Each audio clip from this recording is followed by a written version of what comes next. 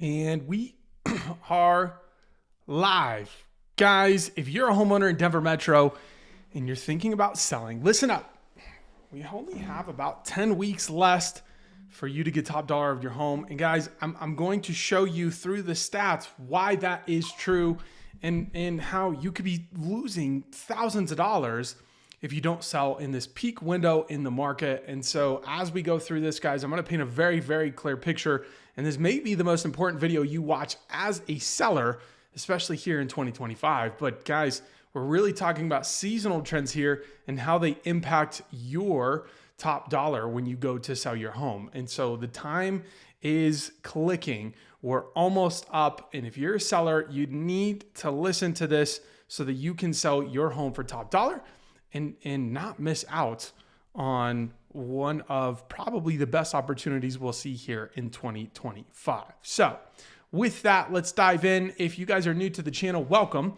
If you are coming back, welcome back. I would just highly encourage, guys, please like the video, share, and subscribe so that we can grow this channel. And today's video, we're going to get straight into the data. I want you guys to be able to see exactly what I'm talking about here and why I'm making the claim that, guys, if you don't sell now in the next 10 weeks, you could be losing thousands or leaving thousands of dollars on the table. And again, I'm not just making this stuff up for clickbait. I really actually mean, per the data, you guys could be losing out on some money. So give me 1 second. I'm trying to figure out my software here.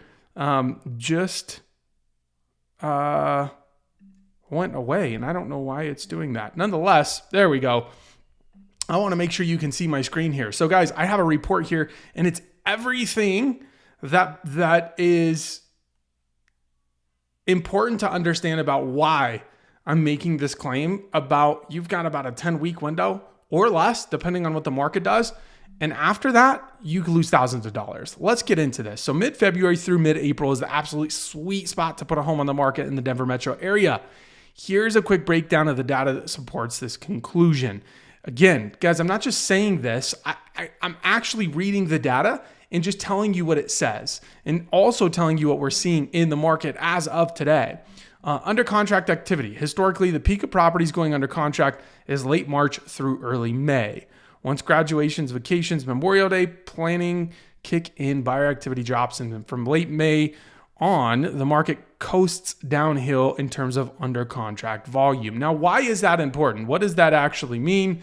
Under contract volume, and guys, sorry, my camera was doing that. Under contract volume is indicative of buyer demand. Okay, and so you want to sell your home when buyer demand is at all-time highs. And under contracts by week is just a measurement of that. Now let's talk about price peaks. Prices start lower in early January because demand fizzles in Q4 of the previous year. What we mean by that is Q4 is notoriously slow in the real estate market. And so why prices start lower in early January is because we're coming off one of the slowest times of year to sell a home. Then buyer demand comes back. After the beginning of the year, demand outpaces supply through early May and prices climb until roughly mid-June in most years. However, keep in mind, guys, sold prices reflect deals made 30 to 45 days earlier. So with prices peaking in mid-June, that actually reflects properties that went under contract in the beginning to middle of May. And so even though you're seeing kind of the plateau of pricing hit in June, that's actually based on the market 30 to 45 days ago. Now, rising inventory, the biggest surge of homes entering the market typically hits mid-March through late April, exactly when demand begins to wane. This increased supply and tempering demand are the reasons for seasonal price drops that set in June each year. And you can see from this graph, guys, like you're seeing new listing count increase, but it's increasing along with buyer demand. And then you see the market kind of plateau here and then fall off all the way into December. Sold price versus asking price and price reduction. Over the last 15 years, we see the highest sold versus ask ratio in May, i.e. properties that went under contract in May. Now, what does that mean? It means we're tracking the sales price being above the original price. And we see the highest sold versus ask price ratio in May. Guys, meaning like that's the best time to sell a home. In that time frame, April shows the fewest price reductions, reinforcing that April is a power month for sellers. Days on market, when you put a sign in the yard to when you go under contract, April may typically have the lowest days on market. Guys, you see the similarities in all these graphs. Slow market, it picks up, it picks up, it picks up. It's the hottest time of year, and then it kind of plateaus. And then we go into a cold market all the way into the lowest and slowest time of the year in December. The next 10 weeks are statistically the best window for sellers to get top dollar, minimal days on market, and avoid price cuts. After April, you'll see more price reductions, fewer showings, and lower offers overall. And then this is just a tidbit saying that we see no geopolitical, economic, population, or housing start data that would magically shift these trends. So if you've got a seller, and this is talking to me, guys, I'm showing you the behind the scenes here. If you've got a seller who's on the fence, let them know that the time is right now. It's not a guarantee, but the odds are stacked in our favor for the next few months. Now, guys, here's why I'm shouting this from the rooftops. One, because I actually care about you guys. And I actually have people in scenarios where this could make or break their ability to sell their home. Or if we go into October, September, a slower market overall, like you might not be able to sell. The numbers just might not make sense. The market might not support a value in which it would allow you to sell for the number you need. And so you end up having to stay there. And so I'm telling you this because I care about you, not because I want a deal. Now, with that said, why am I making the claim that this could save you or you could be leaving thousands of dollars on the table? Well, guys, I'm all about the truth here and backing up what I say. Again, I don't just make YouTube videos clickbaity for you guys to click and come in, and then I talk nothing about what I'm actually claiming in the thumbnail and title. I'm actually going to back that up, and I'll show you exactly what I mean here. Now, before I do that, I just want to let you guys know I am a licensed agent, have been for the past 10 years here in Denver Metro. If you guys have a real estate need, whether you're buying, selling, or investing, I'd love to be your go-to resource. I'll make it easy for you. Write down my number. Feel free to call, text with any questions. No obligation, guys. I'm here to just serve you and help you make the best decisions possible. If that means we get the chance to work together, awesome. If not, I'm still here for you as a resource. My number is 303-332-1108. And again, 303-332-1108. Sorry, my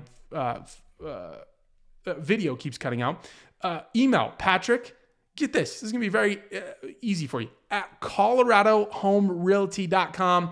All my information is also down below. Now, let me show you exactly what I'm talking about. And guys, this is the entry into our Denver Metro market update, which we do every single Wednesday. And so again, please like the video.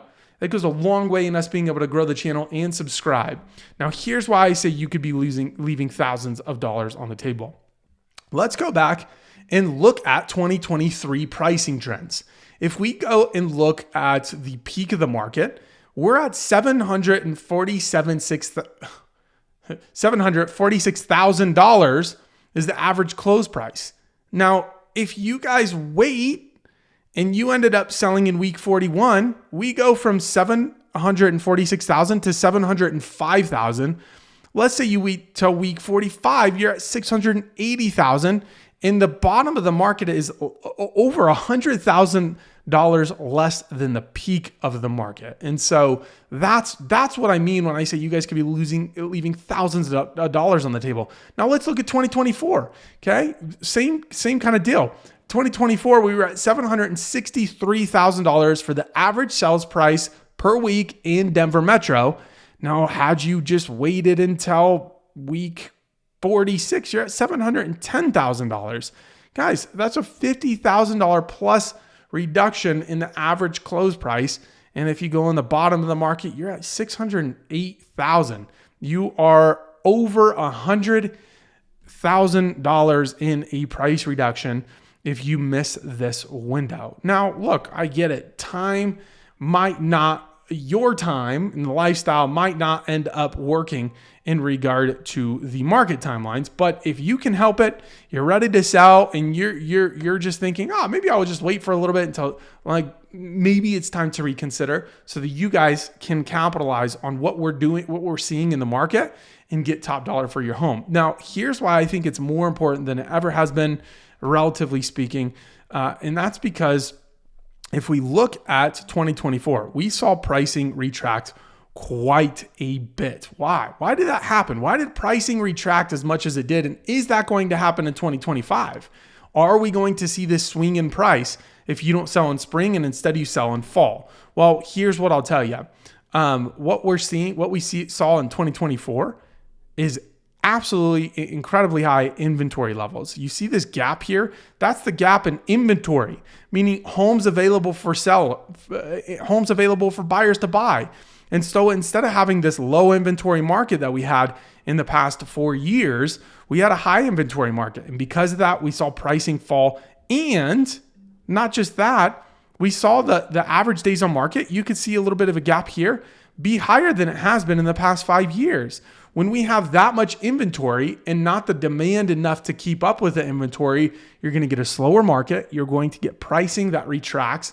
And so I feel that based on what we're seeing, even in the early stages of 2025 here, in this kind of golden line here, you can see a gap. The average days on market is higher the beginning of 2025 than it has been in the past 5 years.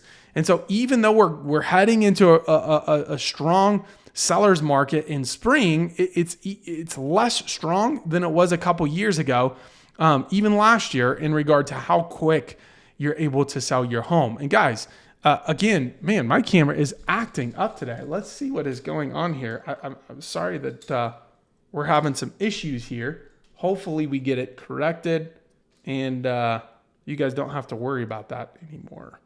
All right, let's go. There we go. I think we're back. All right. And so if we look at the data here, then, what is it suggesting? Well, it's suggesting, even though we're going to spring market, you've got about 10 weeks left for prime selling season. It's slower than it was last year. And so that builds in the potential that this reduction or this retraction might be greater this year than it was in 2024, especially if we're seeing inventory increase and be at or above these levels. It'll be a very, very slow market from my perspective, having experienced last year's market as an agent. And that's my fear, guys, if you miss this window to sell, maybe you kick the can until next spring to where the market heats up again. Now, here's the one caveat. I'm going to give you two sides of the coin here. If interest rates decrease and continue the trend that they have been on the last, call it 2 months, well, that means homes become more affordable. And that means we have more showings. And that means we have more demand. So what I'm going to show you here real quick is weekly showings by year. We are at pandemic levels almost in regards. So this is 2022, almost the peak of the market. We had 30,000 showings in week 9. We're at 27,000 today. That tells me we have a ton of pent up demand. And then so if we get better rates, homes become more affordable, then guys, what that means is buyers are going to still be buying, and demand is going to be there to offset some of the increase in inventory, likely making for a better market overall in Q2, 3, and 4. But guys, even in the years where rates were really good, you're still seeing this taper off. This spring market go up, and then it kind of stabilizes and goes down outside of 2022. And why? Well, for the reason I'm telling you is because rates went from, 4-ish down to 3-ish and 2-ish. And so you had this incredible buyer demand because home affordability was absolutely incredible. But even when home affordability was incredible and we had 2 to 3% rates in 2021, you saw the market increase during spring and taper off. So guys, even with lower rates, we can expect to have some leveling or retraction in pricing going into 2025. Now, on the flip side of that coin, guys, if we have inventory increase and we see this same level of gap from 25 to 24, that's where my concern is. That could equate to home prices falling.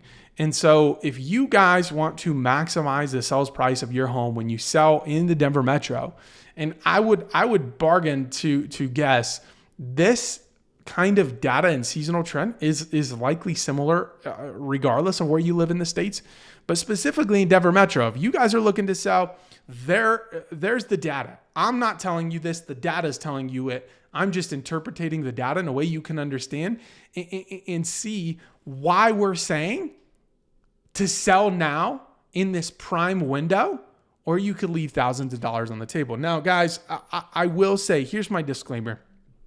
While I am reading data and I'm just sharing what I'm seeing and what's actually playing out in the market, ultimately, you guys got to make the best decision for yourself. And even though it's the prime window to sell, it just might not work for you guys, and that's okay. There's so many dynamics and nuances going into selling, buying, investing in real estate that as much as we'd like to time the market, sometimes it's just not possible.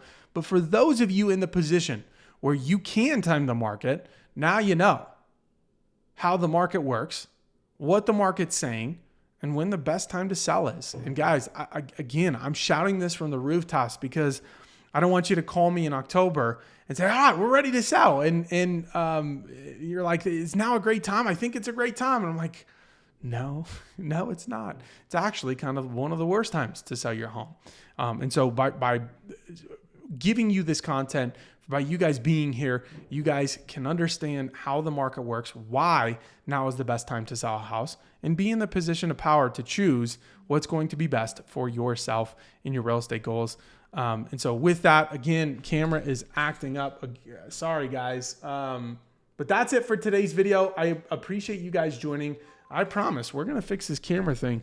We're here for a long time, not a short time. We're looking to grow the channel. So the last thing I will just leave you guys with is, first off, please like the video. It goes a long way. Subscribe to the channel so you don't miss timely updates like this. We do a Denver metro market update every Wednesday alongside a video weekly, whether it's a community tour or more about the Denver market. Ultimately, we want to set you guys up for success in knowing everything you need to know before buying, selling, or investing here in Colorado. And if you don't have a real estate resource, I would love to be that for you. I've been licensed here for the past 10 years. I'm with Colorado Home Realty. I am a native. Guys, I'm very, very experienced in the market, not just areas and location, but as you can tell, I do deep analysis like this so that when you guys call, when I have a client that I'm meeting with talking about listing or buying, I can actually give them insightful information about the market to ultimately put you guys in the best position possible to succeed when it comes to your real estate goals. So feel free to reach out. Would love to serve you guys. 303-332-1108. My contact information is down below. Thank you so much for joining the channel. We greatly appreciate you, and we'll catch you on the next one. Cheers.